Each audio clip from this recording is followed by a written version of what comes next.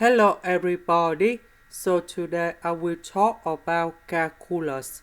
The topic today is about integration. So now I will show you how to answer.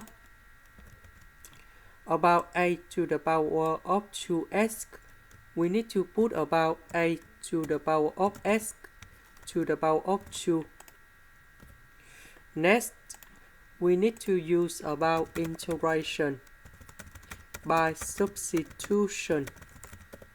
So I will put about u equals to a to the power of x. So if we do first the derivative of this one, we have the u equals to a to the power of x ln a dx. This one we change for u. This one in here we change for the u.